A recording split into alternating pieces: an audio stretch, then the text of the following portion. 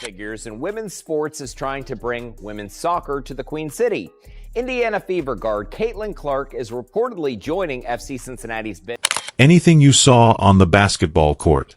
With a billionaire partner and a plan to rule a brand new sport, Caitlin Clark recently made the most unexpected covert move of the year. The WNBA rookie sensation just became a co-owner in an effort to purchase a professional soccer team. But this is more than just a celebrity endorsement. This is a well-planned power maneuver and strategic alliance with one of the most significant businesswomen in the world. This is the little-known story of how Caitlin Clark went from being an athlete to becoming a businesswoman. Moreover, nobody recognizes the audacity of her approach. Think about the seismic event that rocked the sports sector. A rookie who recently received their college degree is still getting used to the intense spotlight of the WNBA. In addition to being the best at one sport, aggressively dominating another. The news arrived like a shower of meteors. Caitlin Clark's considerable weight and unmatched star power were supporting a bid for a new NWSL team in Cincinnati. For someone who was so focused on basketball, many others felt it was sudden and almost out of character.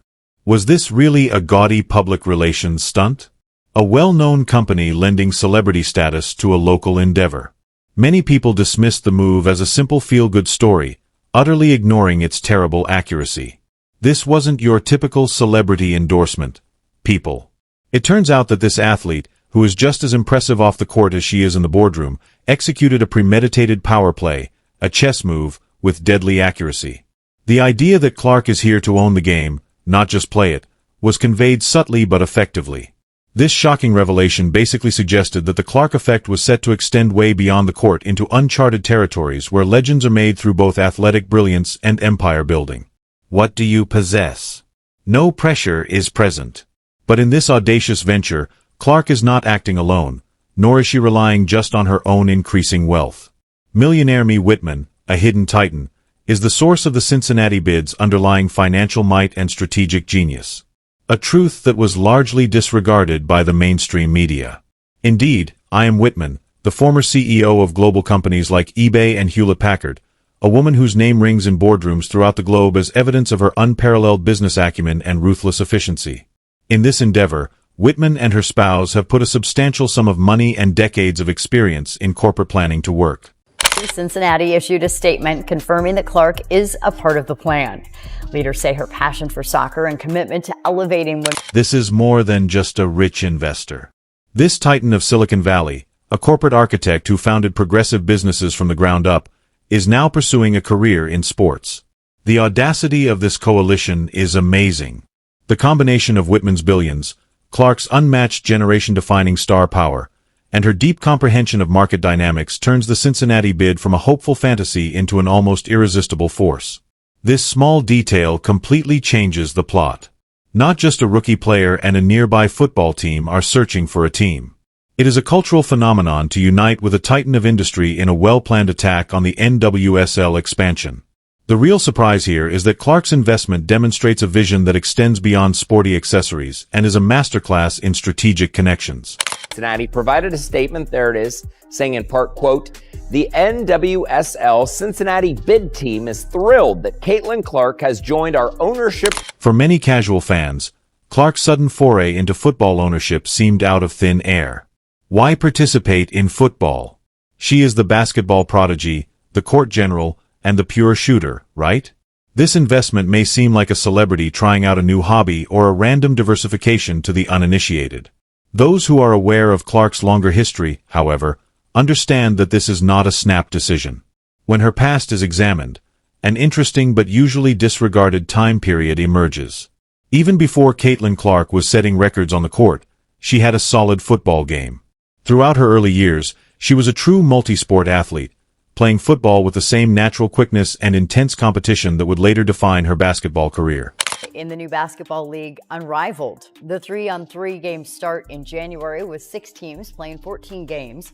Clark was offered a reported $1 million to take part, but sources say it is a thanks, but no thanks. Her young football coaches commend her aggressive demeanor, amazing field vision, and unwavering determination to win. She excels on the court because of these qualities, which are very comparable. She wasn't just participating casually. She was well known for her powerful shots, incredible footwork, and ability to understand the game, and was highly involved. Then, this investment is much more than a simple financial transaction. She is returning in a big way to a sport that she genuinely loves. A childhood fascination was reignited by her platform's strength. It emphasizes the idea that she is buying more than just a team and lends her business decision an undeniable sense of authenticity. By reinvesting in a part of her own athletic identity, she is demonstrating that her talent and competitive spirit have always gone beyond the boundaries of a specific discipline. This goes beyond a simple business deal. Being a personal vocation, her commitment to women's football is profoundly rooted and intensely personal. More significantly, Cincinnati is not your average metropolis. With one of the most passionate, loyal, and committed fan bases in North America, there is an increasing concentration of football fervor there. Stadiums are frequently packed with supporters of the local Major League Football team, FC Cincinnati, which fosters an exciting atmosphere. Clark is exploiting an already existing gold mine, a city full of energy and ready to blow up for a women's professional club, instead of starting from scratch to establish a football culture in this market. Her status as a beloved hometown hero and an athlete will be cemented by her strategic invasion of the Midwestern sports scene, producing something timeless and deeply connected to her life narrative. It entails leveraging her sizable local fan base to ignite a new generation of sports passion while demonstrating an acute understanding of consumer behavior and personal branding. For the majority of the past year, the sports world has been utterly captivated by the fierce, often heated fight between Caitlin Clark and Angel Reese. Their on-court altercations have generated unprecedented amounts of social media buzz, attention, and conversation. But now, that fierce rivalry is about to expand into a whole new and perhaps even more fascinating field: sports and corporate ownership.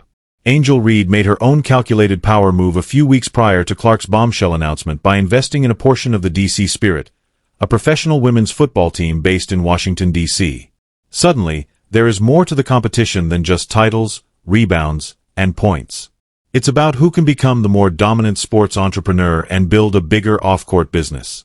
In the NWSL, Clark and Reese are currently fiercely yet covertly competing as owners. This event adds an unprecedented level of excitement to their already well-known dynamic, in addition to their current acrimonious disputes in the WNBA.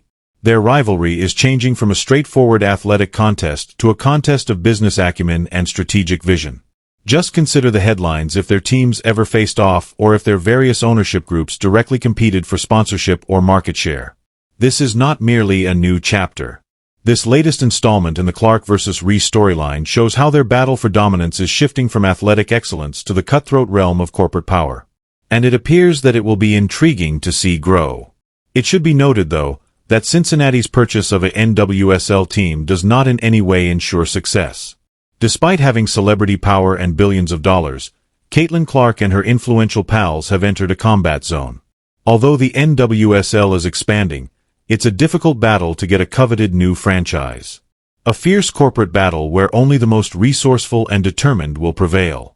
Cincinnati's goals are not the only ones. It is up against a formidable coalition of rival cities in a fierce competition.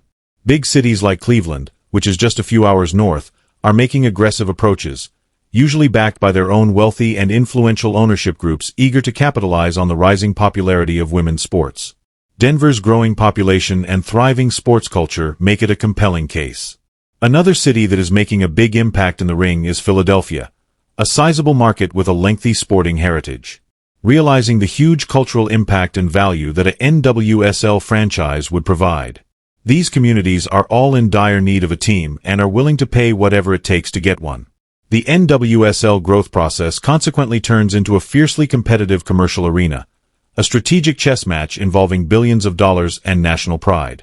Even though other cities have their own advantages, Caitlin Clark's engagement is Cincinnati's greatest asset and the unrivaled Clark impact. Her massive social media following, her unequaled capacity to generate media buzz, and her international renown.